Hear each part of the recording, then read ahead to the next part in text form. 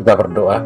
Terima kasih Bapa, terima kasih Tuhan Yesus atas penyertaan Tuhan dalam hidup kami. Terlebih-lebih Tuhan sampai pada pagi hari ini kami masih dalam keadaan sehat. Kiranya Tuhan beserta kami, berkati kami, dan berkati juga perjalanan hidup kami. Terima kasih Bapa, dalam nama-Nama Tuhan Kristus kami berdoa dan mengucap syukur. Amin.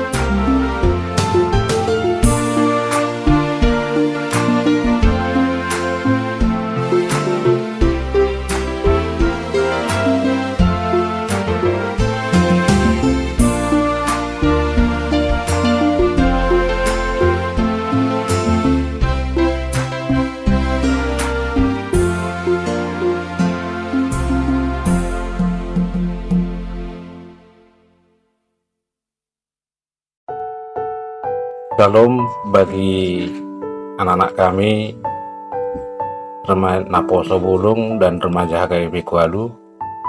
Salam sejahtera buat kita semua. Firman Tuhan yang menyapa kita di pagi hari ini adalah dari Amsal 15 ayat 8b yang dikatakan demikian. Tetapi doa orang jujur dikenannya, atau bahasa Bataknya, alai anggotanya yang nihalak partigor lomone rohana deh. Doa adalah jalan kita berbicara kepada Tuhan. Tetapi di dalam doa itu juga diperlukan yang namanya kejujuran. Kalau kata bahasanya sirek miroha. Berdoa adalah untuk menyampaikan hal-hal yang kita inginkan ataupun yang kita cita-citakan, supaya Tuhan mengabulkan dan memberkati apa yang kita inginkan. Bagi anak kami, remaja Naposo HKBP Kualu, berdoa itu bukan hanya sekedar menyampaikan permintaan, keinginan, tetapi ada juga yang harus kita ucapkan, yaitu mengucap syukur. Makanya di dalam doa itu kita selalu mengucap syukur. Anak-anak kami, ada kisah yang kita ambil dari seorang remaja putri, seorang gadis remaja yang baru lulus dari SMA. Ia seorang remaja yang pandai, bercita-cita tinggi. Selama di SMA, ia prestasinya baik dan merasa optimis diterima di perguruan tinggi terkemuka. Kemudian ia mendaftarkan diri ke sebuah universitas dan rasa percaya diri akan diterima. Tes tahap pertama ia lalui tanpa hambatan. Tes tahap kedua dinyatakan gugur, hancurlah harapannya. Ia sangat kecewa, ia protes kepada Tuhan. Tuhan, bukankah aku setia melayanimu? Mengapa engkau tidak menolongku? Mengapa tidak kau kabulkan keinginanku?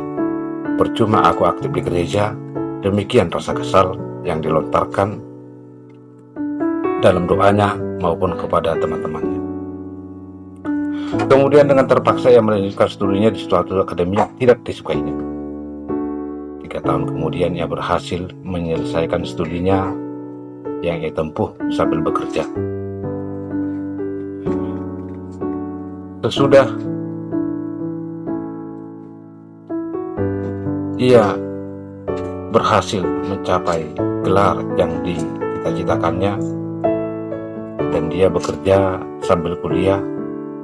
Lalu datang kepikirannya, pada waktu dia sambil kuliah, orang tuanya kena PHK dan perusahaan tempat dia bekerja.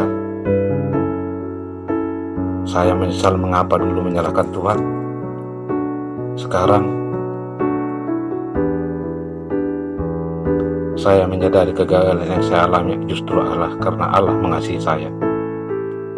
Suatu saat kita tidak bisa menerima kejadian yang menyakitkan hati, tetapi Tuhan punya rencana indah bagi setiap orang yang percaya kepadanya. Bagi anak-anak kami, begitu juga kehidupan kita ini. Kadang perjalanan kita itu tidak seutuhnya kita sukai, kita tidak nyaman dalam hidup kita tidak bahagia dalam hidup kita, sementara kita meminta kepada Tuhan supaya Tuhan mengabulkan permintaan kita. Bercerita tadi tentang seorang anak gadis tadi yang baru tamat SMA, dia tidak nyaman, padahal itu yang terbaik untuk dia. Karena itu, bagi anak-anak kami, kadang perjalanan hidup tidak sesuai dengan yang kita capai, yang kita inginkan, padahal itu yang terbaik dibuat Tuhan untuk kita. Makanya kadang hidup ini kita jalani, kita syukuri, itu yang perlu yang kita doakan untuk Tuhan. Kenapa demikian? Karena orang yang selalu berkeinginan lebih, sementara keinginannya tidak sesuai dengan apa yang diinginkan, bisa-bisa menjadi malapetaka dalam hidupnya atau menjadi kekecewaan. Makanya hidup harus disyukuri, hidup harus disyukuri, hidup harus dijalani. Dan tentang tuntutan, permintaan, apa yang kita minta kepada Tuhan, bisa-bisa saja kita, sah-sah saja kita meminta kepada Tuhan. Tapi yang terbaik untuk hidup kita, Tuhan sudah menyiapkannya. Makanya jangan seperti penggali emas.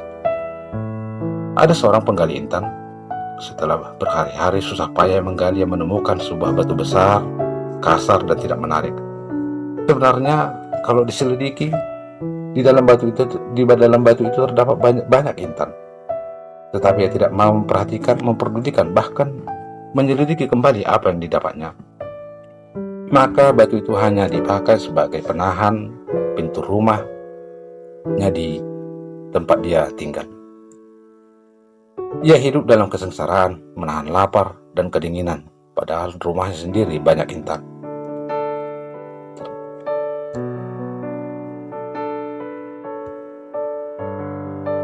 Terdapat banyak intan yang sangat mahal di dalamnya, tetapi dia tidak mau untuk menyadarinya bahwa intan itu ada di dalam rumahnya. Makanya kita kalau hidup ini jangan terlalu tergantung terhadap permintaan. Hiduplah seperti apa yang diberikan Tuhan, syukuri apa yang diberikan Tuhan, dan jangan gengsi, jangan malu, apalagi kepada anak-anak kami sekarang ini. Kadang karena kehidupan orang tua yang ekonomi pas-pasan, kadang jadi merasa malu, kurang pede, jadi saling menyalahkan orang tua, kenapa orang tua seperti ini. Anak-anak kami hidup bersyukur, jujur, tekun, itulah yang diminta Tuhan kepada anak-anak kami.